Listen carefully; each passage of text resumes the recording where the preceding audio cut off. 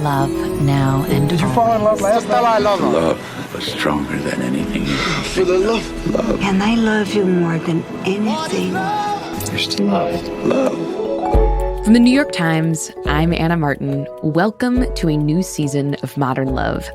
We're going to spend this first episode with Diana de Vegh. Diana wrote a modern love essay with a juicy title. It's called, "Why Won't Anyone Help Me in This Sex Shop?" And we're going to get to it, I promise. But first, I want you to meet her the way I did. Hello, great to meet you, Diana. I'm Diana. Great to meet you. She's legally blind, so she needed a little bit of help getting settled. There's sort of like a screen in front of the mic. I think I see, as it were. Diana had pink streaks in her hair, and she was wearing these incredible sneakers. Diana, your shoe game beats mine. Yeah. Oh, you have just... Yeah. I mean, I fall down and worship you because... And she immediately made me feel beautiful. I think you're wonderful. It's as simple as that. Diana is a psychotherapist. She's had her own private practice for decades, and she's 84. So she's had a lifetime of experience when it comes to intimacy and to sex. Lately, she's sort of made it her personal mission to talk about this stuff, to normalize our desires. I do think that every woman should have a vibrator, and it should be on her nightstand because we want to be able to think about our own pleasure. To her, sensuality isn't just about sex.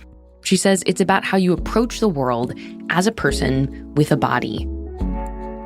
Diana de Vegh is one of the oldest writers to be featured in Modern Love, and her essay is a celebration of her age and the self-knowledge that comes with it.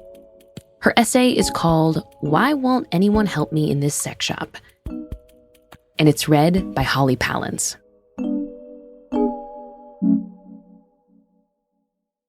I didn't see what the problem was.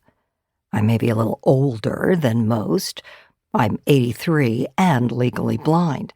But generally speaking, people are pleased to welcome me into their shops and boutiques.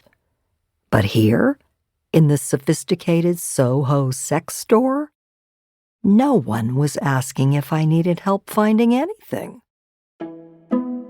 The friend I had invited specifically to review and report on the merchandise seemed to have vanished. Had she been magically vaporized in a mist of embarrassment by the array of multicolored dildos? What did she expect in a place like this?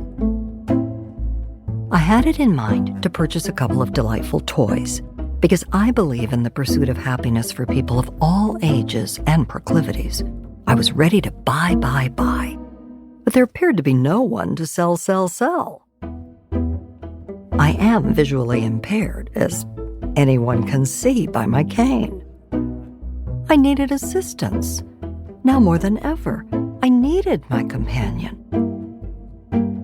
When I asked her, she seemed game to accompany me on this expedition. Why was she hiding now? Functioning adults shouldn't be bashful because they're in an environment dedicated to pleasure. It would be absurd in this day and age, wouldn't it? My motto is sex for one, sex for two, sex for all who desire it. And that emphatically includes those of us who are deep into old age. I find prudishness around sex shops baffling. I grew up in the 1950s, the age of Dr. Freud's pronouncements concerning vaginal orgasm. Back then, people thought the use of toys would diminish the primacy of the almighty male organ. But now, do we really still believe that men are so fragile that unless they are a woman's one and only source of sexual pleasure, they will lose their status as masters of the universe? Why would we impose such a burden on these poor things?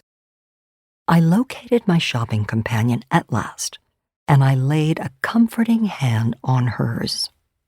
I said, "Why the timidity?" "I thought you were joking when you said it was a sex shop," she said. "We don't do this where I come from, Lord have mercy."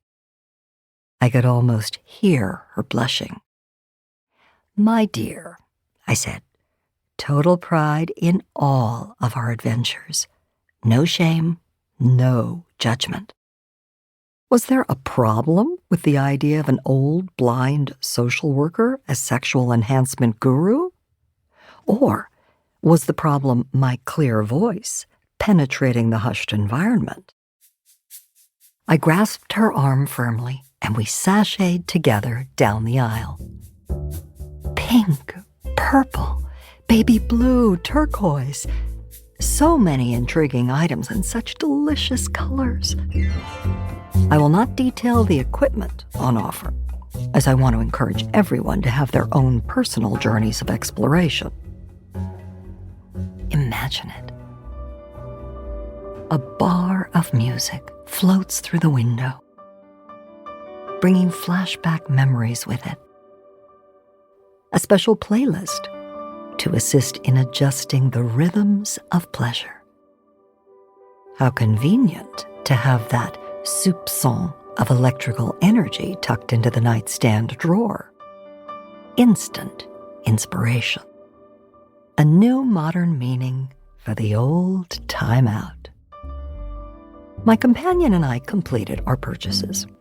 She had gotten into the swing of things and followed my good example. She chose purple. We left the store, swinging twin shopping bags, and stood at the corner laughing. Two friends enjoying the snap, crackle, and pop of life. There should be no age limits on the sensual sexual life. Erotic energy is always age-appropriate. It is a way of being in the world, a twist we add to our mundane routines. We flirt with the bus driver, let a perfect piece of chocolate melt tantalizingly on our tongue. Our bodies are our friends, not just trays to carry around our heads. We register the world through our senses. And although in old age we are familiar with diminished hearing and vision, let us use our deficits to pull closer to taste, touch, and smell. We're in the final act. We must center pleasure. It's how we honor the prodigious gift of being alive. Why not continue the celebration with some treasures from a sex shop? I have a long-time love. We old ones know we will lose each other one of these days. But in the meantime, my focus is on closeness and humor. In the secrets of our flesh, my partner and I find each other. We delve and discover. He sits on the edge of the bed, removes his glasses, folds them neatly, and places them on the nightstand. He is deliberate, my love. When he turns his head, I can't see his expression, but I believe I can feel it, and I know what will come next. He turns off the light. Tucked in his arms, I match my breathing to his.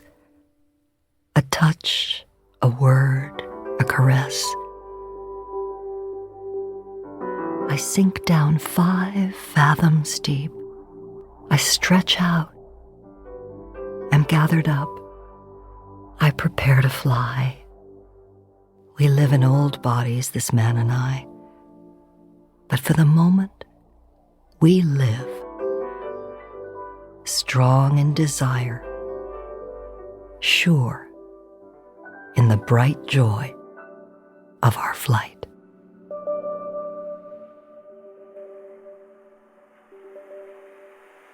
Everything Diana de Vegh does seems infused with sensuality. And I really wanted to know how I could bring that energy into my own life. After the break, Diana shows me how.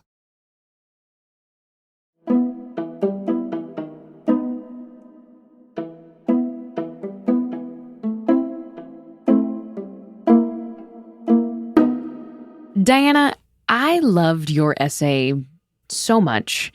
Thank And you. I was especially drawn to this quote of yours. I have it here. You said, "Our bodies are our friends, not just trays to carry around our heads." And that's an incredible image. Well, we celebrate our lives through our physicality. We live in a shame-based culture. There's body shaming a go-go. And if you are an old body, of course, it's horror. I mean, it's not just shame, it's body horror. Mm. Also, we live in a rush and grab culture. Let's grab a drink. Let's grab a coffee. So for me, the need to fight for our pleasure and our delight in sight and smell and touch and feel and hearing. I mean, we need to be expanding this all the time. That really hit me right in the heart, because I do feel like I'm a pretty grabby person. I'm grabbing coffee, I'm grabbing drink, I'm grabbing 5 minutes for myself, at home before I run out to go meet some friends. And I like it because I'm super extroverted. But this idea that you're touching on of like slowing down and really getting in touch with your embodied self is something I do so rarely. Let's say I had one night, just to myself. I would love for you to sort of tell me what I should do on that night to get in touch with my sensuality. Okay. So the first thing is all mechanical devices are turned off. The phone is off. The text is off. The email is off. Everything is off, off, off. And that is to limit distraction, I would assume. Limit distraction. We adjust the light. I mean, do we pull the curtains? Do we let down the blinds? Do we light a couple of candles? We're going to create an ambiance for ourselves.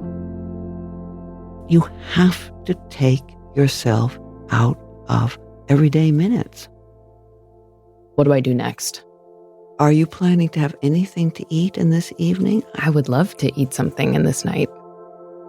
My ideal would be some perfect mango. Juicy, scented, delicious.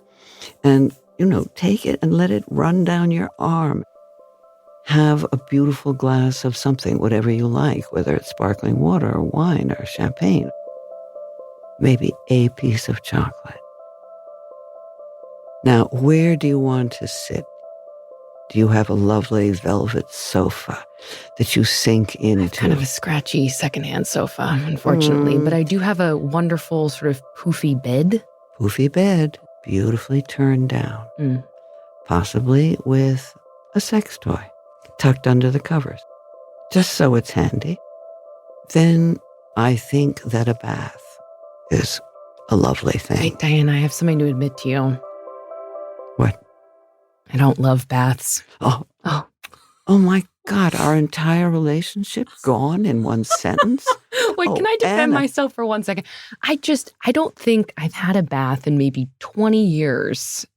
I just can't get over the sort of like sitting in the soup of your own film. But this is a key point. Okay, yes. No, you take a shower when you get home from work. Wait, you take a pre-bath shower? Exactly. Why has no course. one ever told me this? So you take a shower. And you're all lovely and clean. Right. And then you put on a robe of some kind. Something very, very soft. So maybe now is the time for the bath. I mean, body oils. Rub oil into every part of your body because it's luscious. How do you know when this night of sensuality, or how would you bring it to an end? The obvious way, according to me, is that when we are in bed, we explore our own sexuality. Right. And with a toy or without a toy. The point is not the toy. The point is, what is the pleasure? Yeah. I mean, maybe it turns out that it's the crook of your arm that just feels oh my God, so many sensations. Right. I mean, sometimes it may just be the sensuality, just to have an evening of the senses, and that's enough. Right. And sometimes, though, we really want to see, do we want a little kind of orgasm? Do we want a more intense one? What is it that we want that calls to us? And how do we hear the call?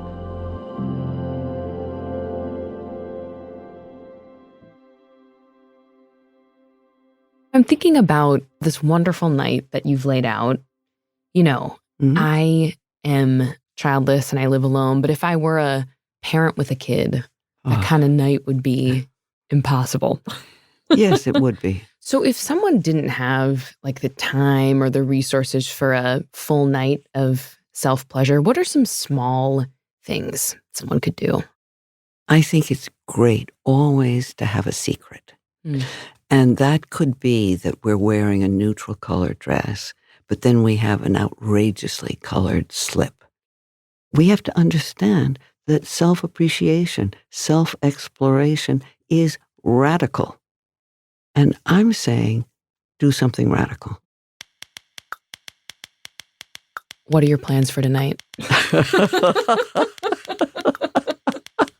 You're going to go home, eat a mango? Well, I will take a bath. Now that I know about the pre-shower bath, I will take a bath as well. Wonderful.